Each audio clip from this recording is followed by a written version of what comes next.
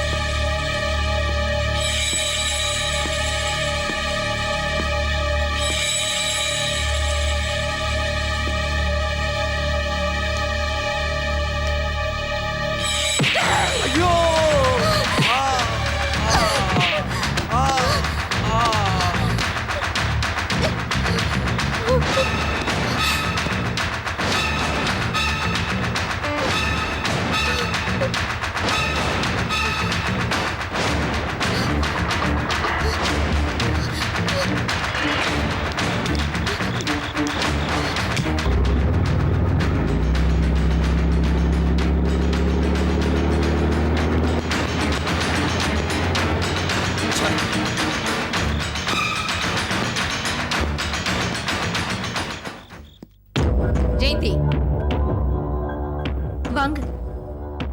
என் பொண்ணு உனக்கு என்ன பாவம் பண்ணா? அவளை ஏன் இப்படி கொடுமைப்படுத்துற? என்ன சொல்றீங்க? அண்ணியே நான் கொடுமைப்படுத்துறேனா? அவங்க பாட்டுக்கு அங்க இருக்காங்க, நான் இங்க இருக்கேன். ஏன் திடீர்னு இப்படி பேசுறீங்க? என்னடி எதுவும் தெரியாத மாதிரி பேசுற? மாப்பிள்ளை இங்க வரும்போதெல்லாம் என் பொண்ணை பத்தி ஏதாவது சொல்லிக்கிட்டே இருக்க. அவர் உன் பேச்சை கேட்டுக்கிட்டு என் பொண்ணை கொடுமைப்படுத்துறாரு. எங்க அண்ணன் அந்த மாதிரி எல்லாம் பண்ண மாட்டாரு. உங்க அண்ணன் நல்லவன் தான். என் பொண்ணை பத்தி இல்லாததும் பொல்லாததும் சொல்லி கொடுத்து அவ மேல ஒரு வெறுப்பை உண்டாக்கிட்ட. இத பாருங்க, எங்களை எதிரியா நினைக்கிறவங்களுக்கு கூட நாங்க தீங்கு நினைக்கிறது இல்ல. அப்படி இருக்கும்போது அன்னிக்கா நான் கெடுதல் நினைக்க போறேன்? நீதான் பேசி மயக்கிறதுல கில்லாடியாச்சே. இத பார் ஜெயந்தி, நீயே இப்ப புள்ள பெத்துக்க முடியாத நிலைமையில தான் இருக்க. முதல்ல அதான் மறந்துடாத. எனக்கு எப்படி தெரியும்னு பாக்குறியா? எனக்கு எல்லாம் தெரியும். என் பொண்ணால புள்ள பெத்துக்க முடியாதுன்னு ஆளாளுக்கு சந்தோஷமா இருந்தீங்களே, இப்ப பாத்தியா? உனக்கும் இப்ப அதே நிலைமைதான். வயிற்று தள்ளிக்கிட்டு இருக்கோமே திமிர அலையாத. நீ எப்படி புள்ளை பெத்துக்கிறன்னு நானும் பாத்துடுறேன். நிறுத்துங்க. வயசுல பெரியவங்க நீங்க. வயிற்றுல புள்ளைய சுமந்துட்டு இருக்கிறேன்னு நீங்க வாழ்த்துலன்னு கூட பரவாயில்ல. ஆனா ஏன் இப்படி கண்டபடி பேசுறீங்க? மனசுக்கு சங்கடமா இருக்கு. உன்னால என் மனசு எவ்வளவு சங்கடப்பட்டிருக்கும். இனிமே நீ கஷ்டப்படத்தாண்டி போற, நடு தெருவுக்கு வந்து நிக்க போற. என் வயிற்றுச்சல் உன்னை சும்மா விடாது.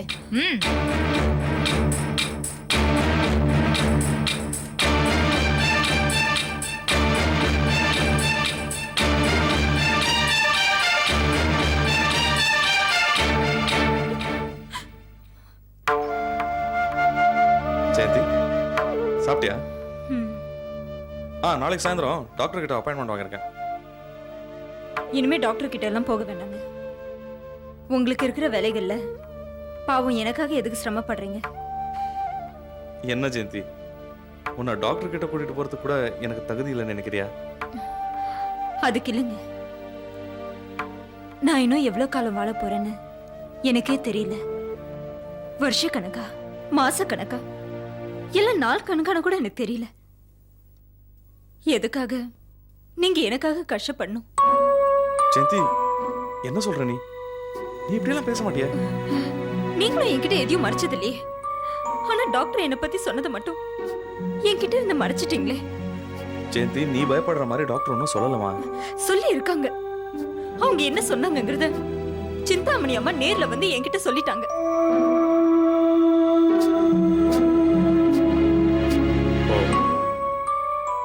அவங்க இங்க வந்தாங்களா? ம். வந்தாங்க.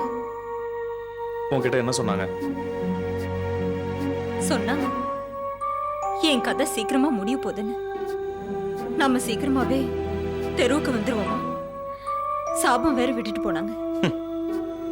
ஆமா, நாம என்ன இப்போ வசந்த மாளிகையில வாழ்றோம் தெருவுக்கு வரத்துக்கு?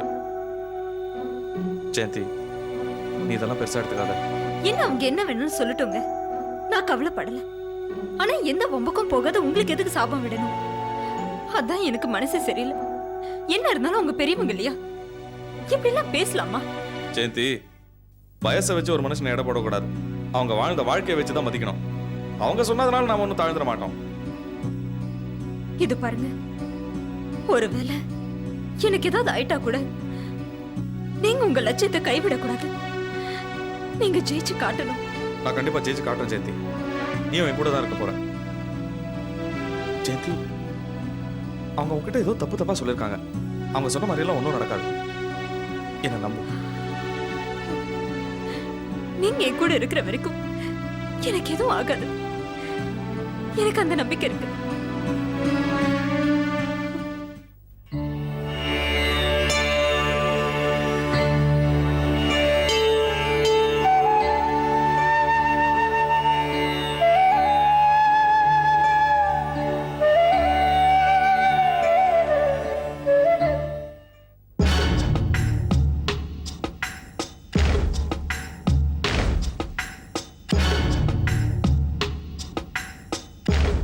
நந்தினி, நில்லுமா. நந்தினி,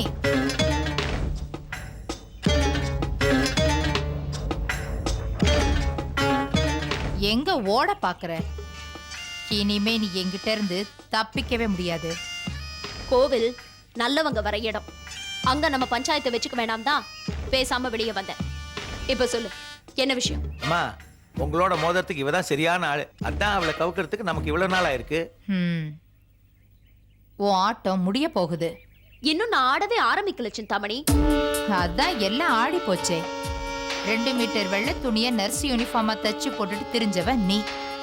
கோடீஸ்வரர் ராம்கோபால் உன்னை தத்து எடுத்ததும் என்ன துள்ளுன? இப்ப அந்த வாழ்க்கைய உன்னால காப்பாத்திக்க முடிஞ்சுதா? நான் காப்பாத்தணும்னு நினைக்கிறது நந்தினி நல்லவங்கிற பேரை மட்டும்தான். அம்மா நந்தினி, நம்ம 2 பேருக்கும் இதுதான் முதல் சந்திப்பா இருக்கலாம். ஆனாலும் உன்னை பத்தி நான் நிறையவே தெரிஞ்சு வச்சிருக்கேன். நீ பிடிவாதக்காரி, நினைச்சதை சாதிக்கிறவன்னு எனக்கு நல்லாவே தெரியும். அவளை என்ன புகழ்ந்துகிட்டு என்ன சொல்லணும்னு நினைக்கிறீங்களோ அதை சீக்கிரம் சொல்லுங்க.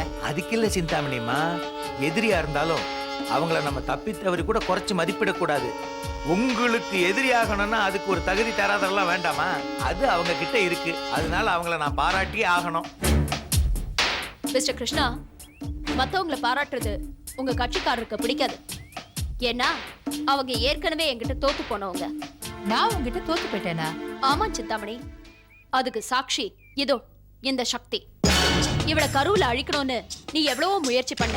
ஆனா அதையெல்லாம் முறியடிச்சுட்டு இன்னைக்கு உன் கண்ணு முன்னாலே வளர்ந்துருக்கா பாத்தியா?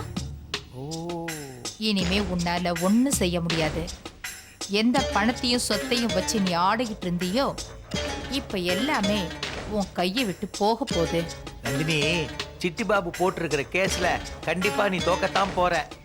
என்னை விட ஒரு பெரிய வக்கீல் எவனாவது ஒருத்தன் இருந்து அவனை நீ அப்பாயிண்ட் பண்ணாலும் நிச்சயமா இதுல நீ ஜெயிக்க போறதில்ல. அப்படியே ஜெயிச்சாலும் ராம்கோபால் உயிரோட இருக்க மாட்டாரு. சிந்தாமணி,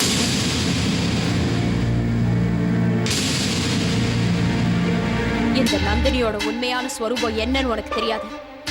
என்கிட்ட இருந்து எது வேணாலும் பறிக்க முயற்சி பண்ண. ஆனா எங்க அப்பா மேல ஒரு விரல் பட்டது, இந்த நந்தினி எரிமலை ஆயிடுவா. ஜாக்கிரதை. சிந்தாமணிமா, நீங்க இப்படித்தான் அவசரப்பட்டு எல்லா காரியத்தையும் கெடுத்துருவீங்க. நந்தினி படிச்சவ, சொன்னா புரிஞ்சுக்குவா. நம்ம சமாதானம் தானே பேச வந்திருக்கோம். இப்ப எதுக்கு அவசரப்பட்டு மிரட்டுறீங்க? Now look here mister Krishna, இவ மிரட்டலுக்குலாம் நான் பயப்பட போறதில்ல. எங்க அப்பாவை யாரும் எதுவும் பண்ண முடியாது. அதே நேரம் நியாயப்படி அவர் சொத்தெல்லாம் அவர் பேத்திக்கு தான் சேரணும்ன்றது எனக்கும் நல்லா தெரியும். அதனால உங்களுக்குலாம் சிரமம் கொடுக்காம நானே ஒதுக்கி போயிடுறேன். அனாவசியமா எங்க அப்பாவை தொந்தரவு பண்ணாதீங்க. பாவம் நந்தினி, நீ சொத்து சுகத்தோட எல்லாம் வாழ்ந்துட்டு இனிமே இதெல்லாம் இல்லாம எப்படி வாழ போறியோ? கடலளவு கிடைச்சாலும் மயங்க மாட்டேன், அதே கையளவு ஆனாலும் கலங்க மாட்டேன்னு கண்ணதாசன் சொல்லியிருக்காரு. அதையே தான் என் வாழ்க்கையில நான் வேதமா எடுத்துக்கிறேன்.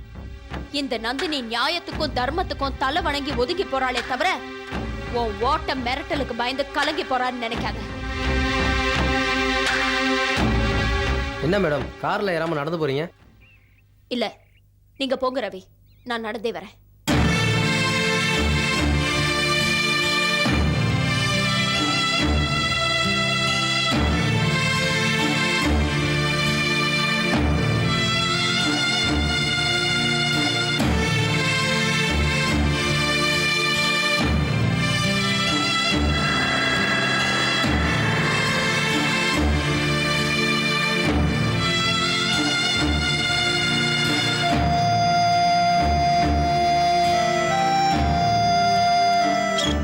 ஒரு நிமிஷம்.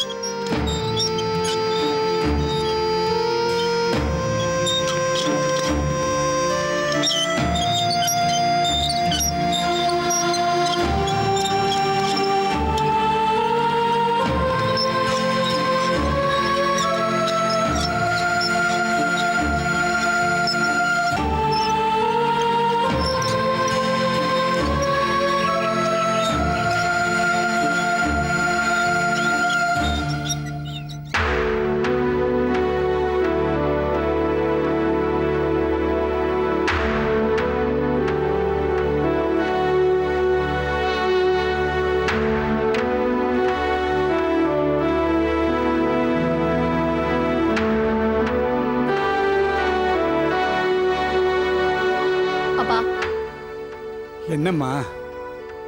சிட்டி பாபு விஷயத்துல என்னப்பா முடிவு பண்ணிருக்கீங்க? நான் எதுக்குமா முடிவு எடுக்கணும்?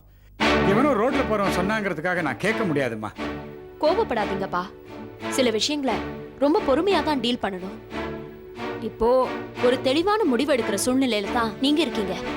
உங்க முடிவு என்னன்னு தெரிஞ்சப்பறதான் என் முடிவை நான் எடுக்கணும்.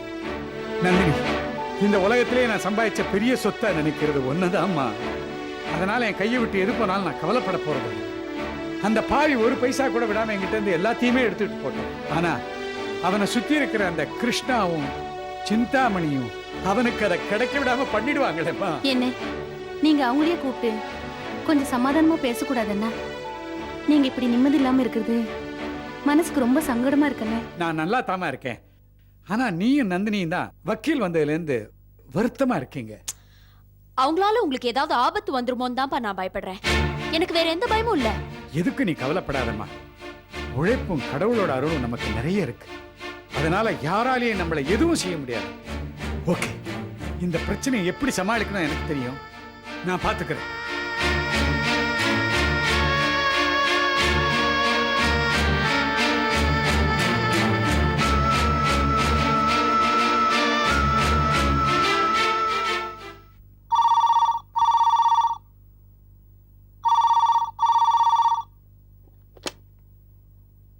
Hello, doctor Ranganayaki here. Doctor Ranganayaki, யார் நீ? உனக்கு என்ன பைத்தியமா? ஆமா பைத்தியம் தான். உன்னை கொல்ல துடிக்கிற பைத்தியம். நான்சென்ஸ்.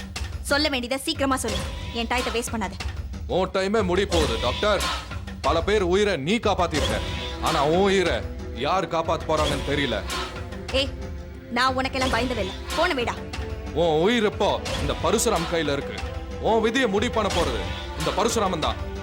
என்னோட விதி கடவுள் கையில இருக்கு. நீ முதல்ல போன வை, எனக்கு நிறைய வேலை இருக்கு. யாருமா போன்ல? ஏதோ ராங் நம்பர்னா.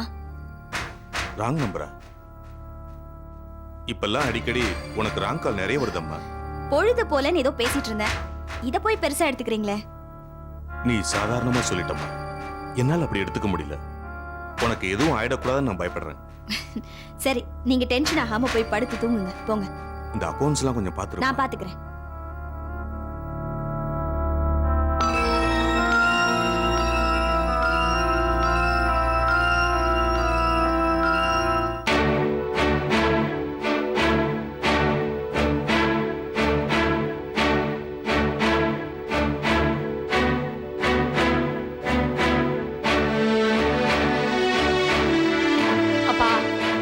என்னப்பா இது? முழிச்சிட்டு இருக்கீங்க? டாக்டர் 9 மணிக்கெல்லாம் தூங்கணும்னு சொல்லியிருக்காரா இல்லையா? அம்மா நான் கங்காவுக்காக காத்துட்டு இருக்கேன். ஐடி பேப்பர்ஸ்லாம் ஏதோ பார்க்கணும்னு சொன்னாரு. நாளைக்கு பாத்துக்கலாம்ப்பா. காலையில 6 மணிக்கு தான் நான் வெளியே போறேம்மா. நம்ம கோவில்ல ஒரு ஃபங்க்ஷன் இருக்குது. சரி நீ போய் படுத்துக்க. சக்தி முழிச்சுக்கிட்டான்னா அழ ஆரம்பிச்சிருவாம்மா. ரொம்ப நேரம் முழிச்சிட்டு இருக்காதீங்க. இல்லைம்மா